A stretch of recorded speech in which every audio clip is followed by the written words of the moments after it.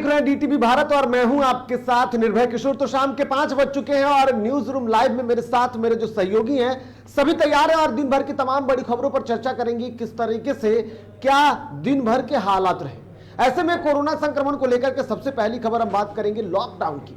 दरअसल कोरोना संक्रमण को लेकर के जिस तरीके से स्थितियां लगातार बदल रही हैं, हालांकि अब प्रदेश में कोरोना संक्रमण के जो आंकड़े हैं उसमें कमियां हो रही हैं। मरने वालों की भी संख्या देखी जाए तो पिछले 24 घंटे में लगभग 50 से थोड़े से अधिक यानी कि 50 के आसपास जो संक्रमण के दर रहे। और ऐसे में अब सरकार ने एक बार फिर 1 सप्ताह के लिए लॉकडाउन बढ़ाने की घोषणा की है।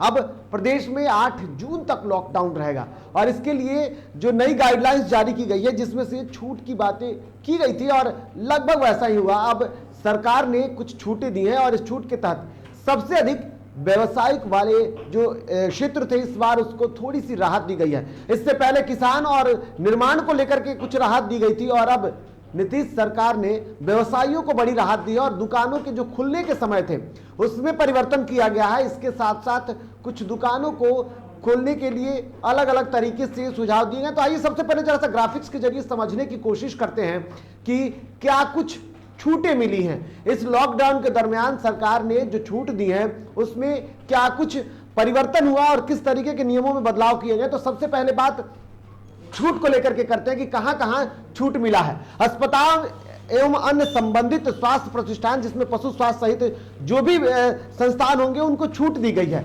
इसके साथ साथ आगे की बात करेंगे तो आगे और भी कई ऐसे दुकानें होंगे जिनको छूट दी गई है, जिसमें से दवा की दुकानें, medical lab, nursing home, ambulance सेवाओं को पूरी तरीके से छूट दी गई है। इसको लेकर के सरकार, हालांकि पहले इन सारे को छूटें मिलती थी दवा की दुकानों को, लेकिन ये लगातार जारी है। इसके साथ साथ ठेला पर घूमकर फल और सब्जी बेचने वालों को सुबह 6 बजे से लेकर के अब 2 बजे तक छूट मिलेगी और ये गली मोहल्लों में घूम घूम कर, हालांकि सोशल डिस्टेंसिंग का पालन करते हुए ये अपनी जो सामान है उसकी बिक्री कर सकते हैं। और इसके साथ साथ रेस्टोरेंट और खाने की दुकानों को भी अब सिर्फ होम डिलीवरी के लिए, हालांकि होम डिलीवरी की बात पहले भी होती रही है लेकिन समय निर्धारित था, और अब होम डिलीवरी के लिए सुबह के 9 बजे से लेकर के रात के 9 बजे तक उनको छूट दी जाएगी।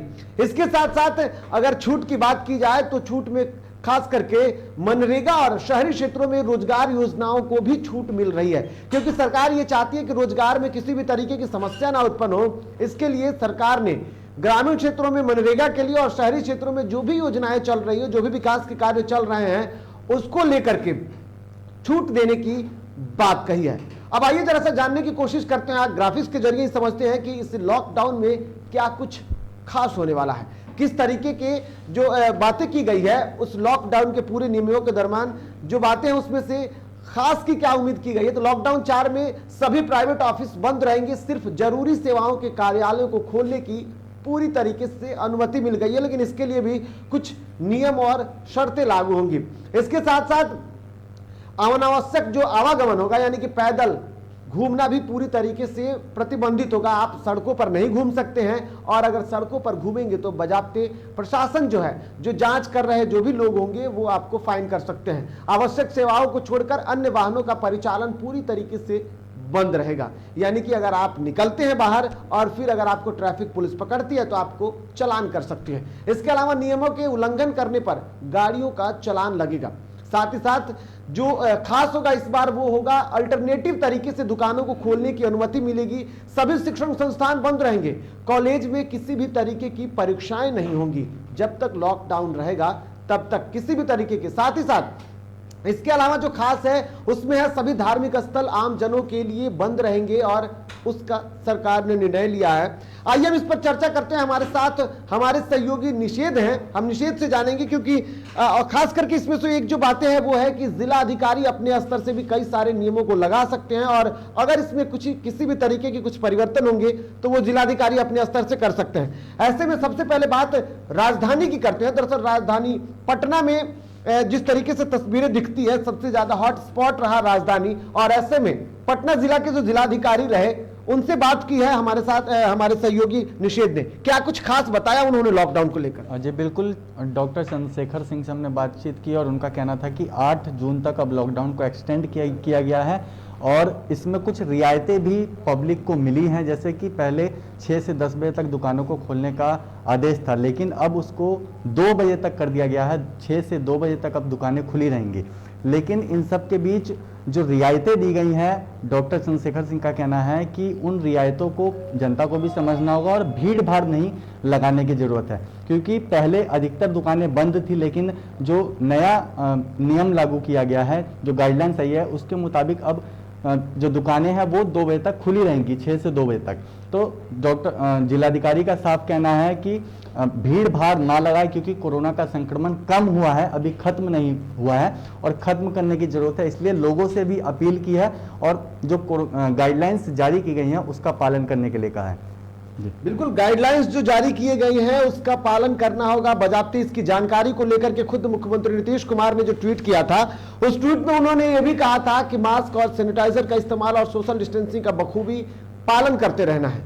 लॉकडाउन की तैयारियों को लेकर के सरकार अपने स्तर से तैयारी तो कर रही है, लेकिन ऐसे में प्रदेश में संक्रमण का खतरा धीरे धीरे कम हो रहा है। मरने वालों की संख्या की बात की जाए तो वो भी कम हो रही है, लेकिन स्थितियां अभी पूरी तरीके से साफ नहीं है। हम लॉकडाउन पर चर्चा करेंगे और जिस तरीके से स्थितियां हैं उस पर हमारे साथ एक बार हमारे सहयोगी ऋतिक से भी जुड़ने की कोशिश करेंगे।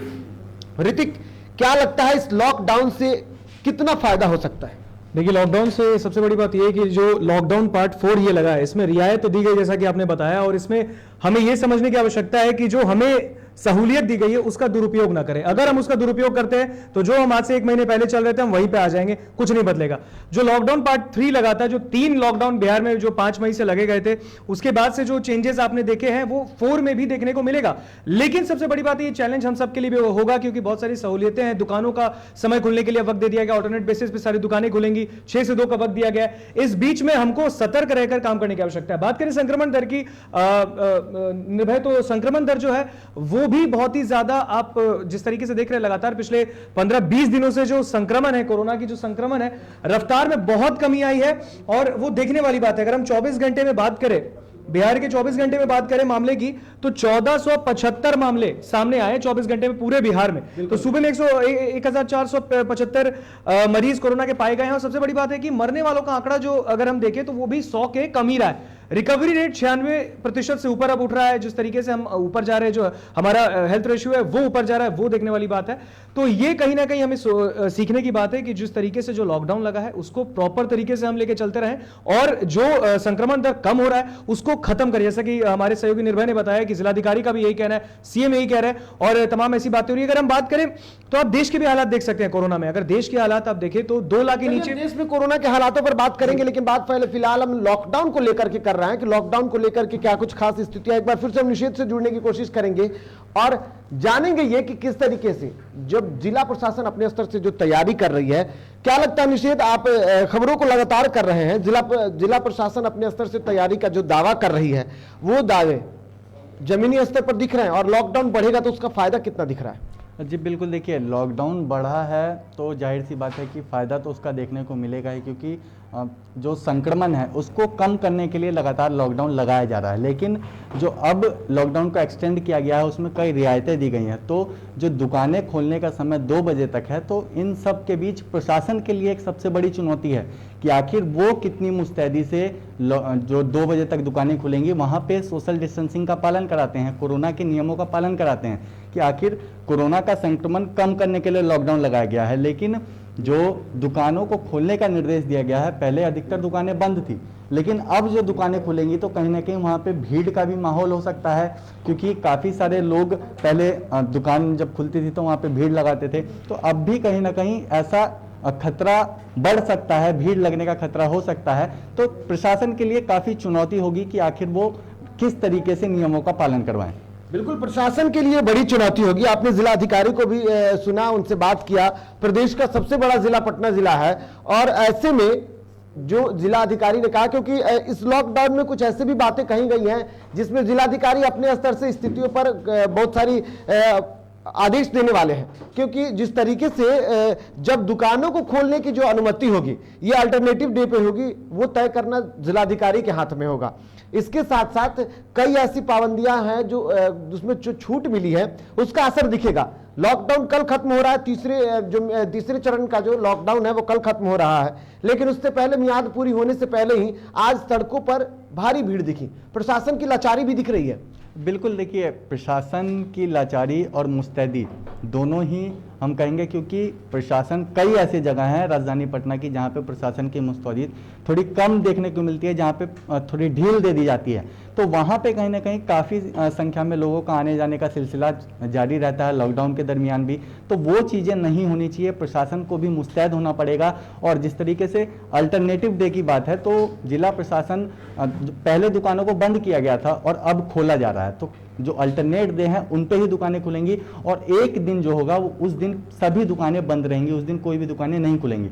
तो इन सब के बीच ये बात है कि लोगों को भी समझना होगा, लोगों को भी जागरूक होना होगा, लोगों को भी समझना होगा, लोगों को भी जागरूक होना होगा। बहुत बहुत धन्यवाद निषेध हमारे साथ जुड़े। तो लोगों को समझने की जरूरत है और लोगों को जागरूक होने की जरूरत है, क्योंकि संक्रमण से लड़ना सिर्फ सरकार के लिए और सरकार के बस की बात नहीं है, बल्कि लोगों के सहयोग से ही इस कोरोना रूपी काल से जंग जीता जा सकता है। लेकिन बात अगर हम अपडेट की कर रहे थे तो हमारे साथ हमारे सहयोगी जुड़े हुए थे ऋतिक, और उनसे हम जान रहे थे कि किस तरीके के हालात है। और ऐसे में 24 घंटे का जो आपने बिहार का आंकड़ा देखा, अब जरा सा ऋतिक बताइए कि देश में किस तरीके के संक्रमण की रफ्तार है। मरने वालों की संख्या नहीं घट रही है, संक्रमण की रफ्तार ही सिर्फ कम हो रही है। बिल्कुल, ये सब देख रहे हैं कि आखिर मौत के आंकड़ों में कमी क्यों नहीं आ रही, यानी कि कहीं ना कहीं इलाज में कुछ अभाव है।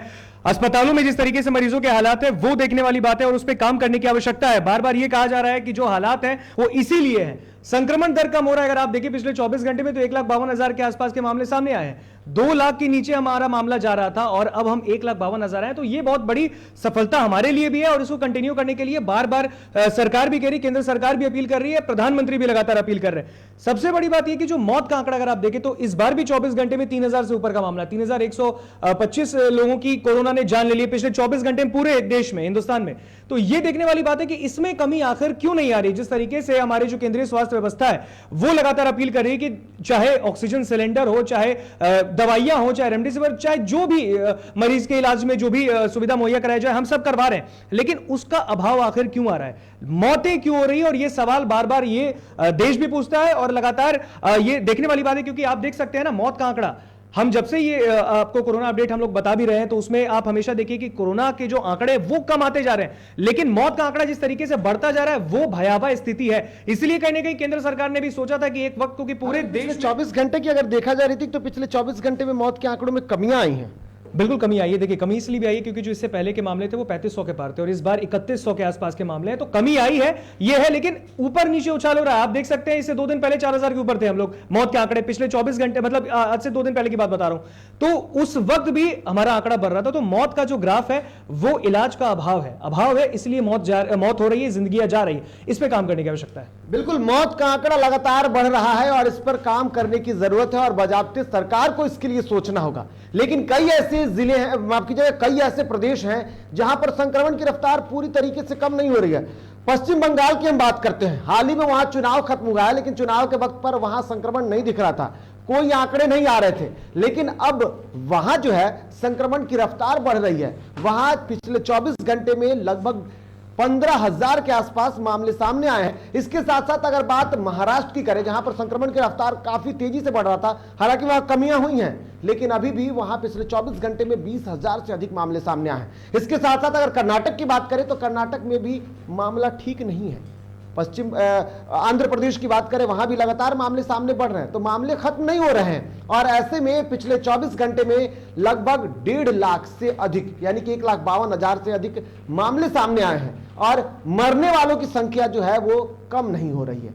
बात मरने वालों पर करते हैं तो अब स्थितियां बिहार की, बिहार में जहां एक तरफ कोरोना संक्रमण की रफ्तार बढ़ती जा रही है, वहीं जिस बात का डर सता रहा है कि प्रदेश में कहीं तीसरे वेव की शुरुआत ना हो जाए, कोरोना संक्रमण का खतरा, और तीसरा वेव अगर आएगा तो बच्चों को खाएगा, यानी कि बच्चे परेशान होंगे। और इसको लेकर के दरभंगा में पप्पू यादव जहां जेल में बंद हैं और उन्होंने ट्वीट किया है, लेकिन उससे पहले उन्होंने समस्या जताई है कि बच्चे मरे नहीं। दरभंगा में कुछ बच्चों की मौत हुई है और उसको लेकर के पप्पू यादव ने ट्वीट किया। हमारे साथ हमारी सहयोगी निभा जुड़ेंगी। निभा, पप्पू यादव काफी चिंतित दिख रहे हैं और लगातार वो ट्वीट करके सरकार पर हमले तो बोल रहे हैं, लेकिन अभी जो डर सता रहा है कोरोना के तीसरे वेव की, ये खतरा बन सकता है बिहार के लिए। देखिए निर्भय, पहले तो देश में दूसरी लहर चल रही है जिससे लोग काफ़ी ज़्यादा डरे हुए हैं और लगातार जो लोग हैं वो मर रहे हैं, लेकिन फिलहाल जो कोरोना की स्थिति है अभी सुधरी हुई है। बात कर रहे थे तीसरी लहर की, कि तीसरी लहर जब आएगा तो उसमें बच्चों को अटैक किया जाएगा, यानी तीसरा लहर बच्चों पर प्रभावित होगा, बच्चे मरेंगे, जिसको लेकर के जो लोग हैं काफ़ी ज़्यादा डरे हुए थे। और एक डरावनी तस्वीर सामने आई है DMCH दरभंगा की, जहां पर 4 बच्चे यानी 24 घंटे में 4 बच्चों की मौत हो गई है। डॉक्टरों ने कहा कि चारों बच्चों में कुछ सांस लेने में परेशानी हो रही थी, साथ ही साथ कोरोना के लक्षण भी थे और निमोनिया के लक्षण थे, जिसके बाद 24 घंटे में 4 बच्चों की मौत दरभंगा अस्पताल में हुई है। और ये काफ़ी चिंताजनक खबर सामने आई है। हम आपको बता दें कि इसको लेकर के जाप के सुप्रीमो पप्पू यादव ने ट्वीट किया है, और क्या कुछ ट्वीट किया है हम आपको बता देते हैं। ये पप्पू यादव लगातार ट्वीट करते हुए नजर आते हैं, चाहे कोई भी मुद्दा हो।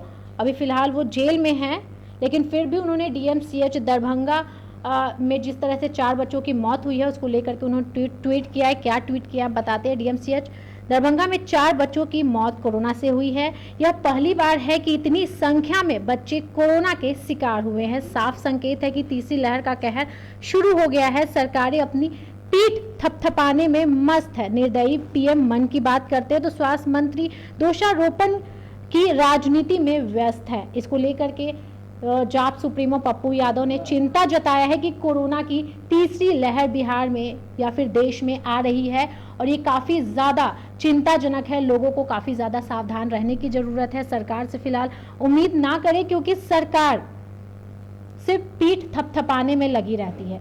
निर्भय बिल्कुल। और उन्होंने एक और ट्वीट किया है, जिस ट्वीट में उन्होंने साफ तौर पर कहा है कि सरकार के पास तैयारियां नहीं है। और दरभंगा में जो 4 बच्चों की मौतें हुई हैं, उस मौत के बाद भी उन्होंने एक बात और कही है और सरकार से कुछ अपील भी की है।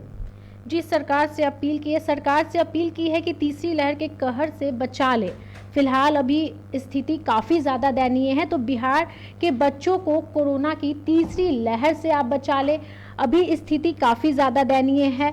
क्या कुछ ट्वीट है, मैं पढ़ देती हूँ। निर्भय उन्होंने ट्वीट किया है, करबद्ध निवेदन है कि बिहार के बच्चों को कोरोना के तीसरी लहर के कहर से बचा लीजिए। ये नैनीहाल अपने खस्ताहाल अस्पतालों को नहीं झेल पाएगा।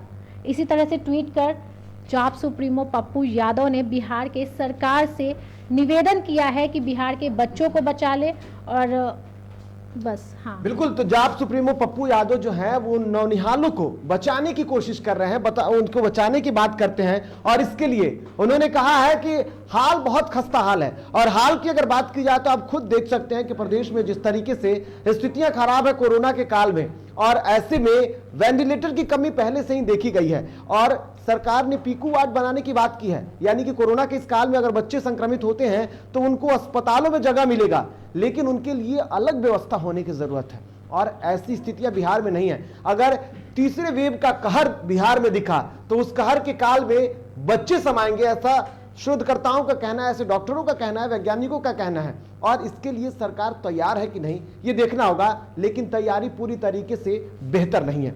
और अब बात करते हैं कि जहां एक तरफ लॉकडाउन तो दूसरी तरफ आखिर में सरकार की तैयारी कैसी है। लेकिन इन सब के बीच में कोरोना काल, लॉकडाउन और सबसे ज्यादा जो बर्बाद हुआ वो बर्बाद हुआ शिक्षा व्यवस्था। जी हाँ निर्भय, शिक्षा व्यवस्था जो है बिहार की ऐसे भी चरमराई हुई थी। स्वास्थ्य व्यवस्था तो हमने देखी ली कि कोरोना काल में किस तरीके से लोगों की मृत्यु हो गई, सरकार कुछ नहीं कर पाई और अब जाकर ऑक्सीजन कॉन्सेंट्रेटर और ऑक्सीजन बांट रही है।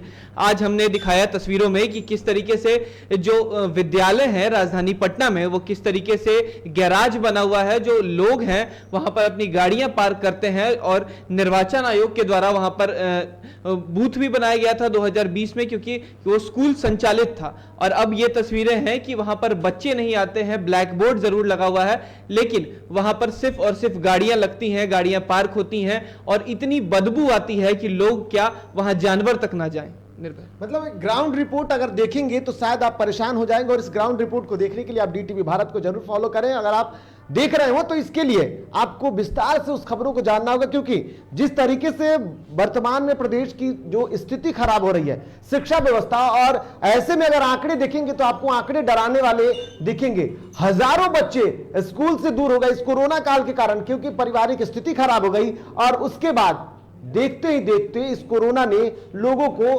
परेशान तो किया, अब बच्चों को घर जाने में मजबूर कर रही है, वो स्कूल नहीं जा पाएंगे। चलिए बढ़ेंगे आगे, और अब बात पंचायत चुनाव को लेकर के, क्योंकि पंचायत चुनाव इसलिए जरूरी है क्योंकि वक्त धीरे धीरे अब करीब आ रहा है। इस कोरोना काल ने पहले लोगों को परेशान किया, और उसके बाद अब पंचायत चुनाव पर भी विराम लगा दिया था। हालांकि पहले ईवीएम की समस्या, उसके बाद कोरोना काल की समस्या, और अब मॉनसून दस्तक देने को तैयार है, और ऐसे में पंचायत चुनाव पर काल का जो संकट है वो मंडराता जा रहा है।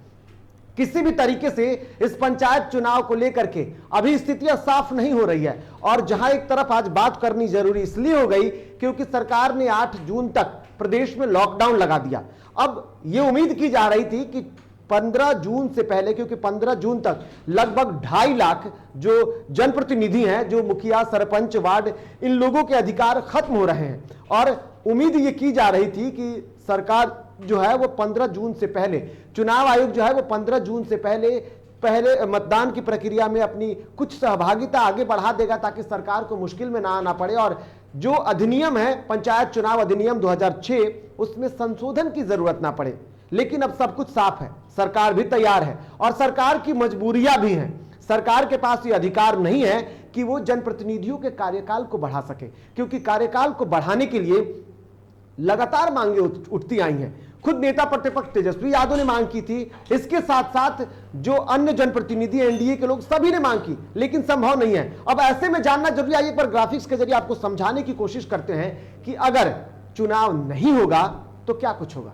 आप ग्राफिक्स देख रहे हैं, और ग्राफिक्स के जरिए हम आपको एक बार समझाने की कोशिश करें। हम चाहेंगे कि एक बार ग्राफिक्स जरा सा दिखाया जाए, क्योंकि किस तरीके से जो अध्यादेश नहीं आएंगे और जब चुनाव समय पर नहीं होगा तो उसको लेकर के जो बातें होंगी। बात इसमें सबसे पहले, अगर चुनाव नहीं होगा तो क्या होगा, पंचायती राज अधिनियम 2006 में संशोधन करने की जरूरत होगी, और संशोधन नहीं होगा तो फिर दिक्कतें आएंगी, और इसके लिए सरकार तैयार है, और सरकार को इसके लिए अध्यादेश लाना होगा, यानी कि संशोधन करने के लिए अध्यादेश लाना होगा।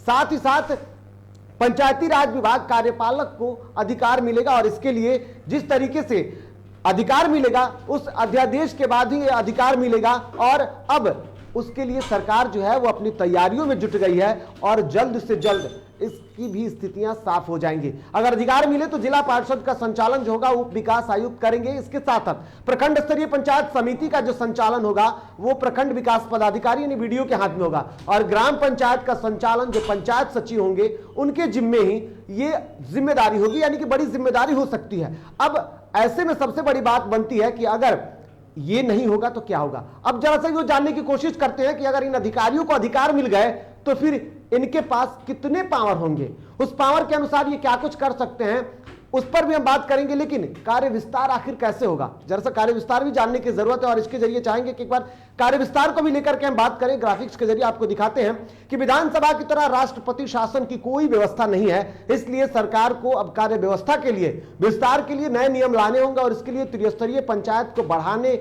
के लिए कानून नहीं है, तो उनके लिए संशोधन की जरूरत है। पंचायत प्रतिनिधि कार्यकाल विस्तार चाहते थे, लेकिन सरकार के पास इतने अधिकार नहीं है कि वो उनको अधिकार दे सके। संविधान, विधि और विशेषज्ञों की सलाह से ही रहेगी, और सरकार उसके लिए लगातार लोगों से राय विचार कर रही है, जो एक्सपर्ट हैं उससे राय विचार कर रही है, और उसके बाद वो आगे फैसला लेगी, और फैसला के बाद रास्ता चुनने की तैयारी की जाएगी। तो ये रहे कि कार्य विस्तार करने होंगे, लेकिन आखिर में अगर अधिकारियों की नियुक्ति हो जाएंगी तो उनके अधिकार क्या होंगे, और उनके अधिकारों के मामले में उनको कितने अधिकार दिए जाएंगे ताकि वो पंचायत स्तर पर विकास कर सके, ताकि वो साफ तौर पर जो विकास होने, और इस दरमियान में वो अपने कार्यकाल के दौरान में जो प्रशासक के जो अधिकार होंगे वो नीतिगत निर्णय नहीं ले सकेंगे। वो किसी भी तरीके के प्रशासनिक अधिकारी जो उनके पास होंगे उनके पास वो अधिकार नहीं है कि नीतिगत निर्णय ले सके, नई योजनाओं का वो नहीं शुरुआत कर सकेंगे, और इसके लिए जो उनके पास ऐसा कोई अधिकार नहीं होगा। वो सिर्फ पहले की योजनाओं जो चल रही हैं उनका संचालन कर सकेंगे और उसका मॉनिटरिंग कर सकेंगे, ना कि वो किसी और नए नियम को शुरू कर सकते हैं। साथ ही साथ उनको सरकारी राशि खर्च करने की एक सीमा निर्धारित होगी, उससे अधिक वो खर्च नहीं कर सकते। ऐसा करने पर उनके ऊपर कार्रवाई हो सकती है और पहले से चली आ रही योजनाओं को वो आगे बढ़ा सकते हैं। उसके अलावा वो कुछ नहीं कर सकते। तो साफ तौर पर कहें कि जिस तरीके से पंचायत जो चुनाव है, उस चुनाव के दरमियान जब ऐसे अधिकार उनको नहीं मिलेंगे तो वो कहीं ना कहीं इस अधिकारों के बीच में वो फंस जाएंगे और अधिकारी जो होंगे उनके पास बड़ी जिम्मेदारी होंगी, तो उस जिम्मेदारियों के तहत उनके पास जो अधिकार होंगे उस अधिकार के तहत ही रह करके उनको काम करना होगा। और सरकार के पास ये अधिकार नहीं है, तो पूर्ण रूप से ये कह सकते हैं कि पंचायती राज विभाग ने ये तय कर दिया है कि अब अधिकार नहीं बढ़ने वाले हैं और चुनाव भी नहीं हो रहा है। अब सब कुछ तय है, मॉनसून के बाद ही चुनाव होगा। ऐसे हालांकि आधिकारिक पुष्टि अब तक नहीं हुई है, लेकिन यह तय है कि चुनाव जो होगा वो मॉनसून के बाद ही होगा। अक्टूबर या नवंबर में जिस तरीके से विधानसभा के जो चुनाव हुए थे, उसी चुनाव की तरह अक्टूबर और नवंबर में चुनाव हो सकते हैं। इसके लिए जो भी जनप्रतिनिधि होंगे, 2.5 लाख के आसपास लगभग जनप्रतिनिधि हैं, वो अपनी तैयारियों में जुटे रहें। 6 पद के लिए चुनाव होना है और उस चुनाव के लिए वो तैयारी लगातार जारी रखें, क्योंकि स्थितियां जैसे ही बदलेंगी, मॉनसून अब खत्म होगा, तभी चुनाव कराया जा सकता है। तब तक आप लगातार डीटीवी भारत देखते रहें, क्योंकि चुनाव से जुड़ी हर उस खबर को सबसे पहले हम आप तक लेकर के आते हैं। साथ ही साथ देश और दुनिया की तमाम बड़ी खबरों के लिए आप देखते रहें डीटीवी भारत। फिलहाल मुझे और मेरे सहयोगियों को दीजिए इजाजत। नमस्कार।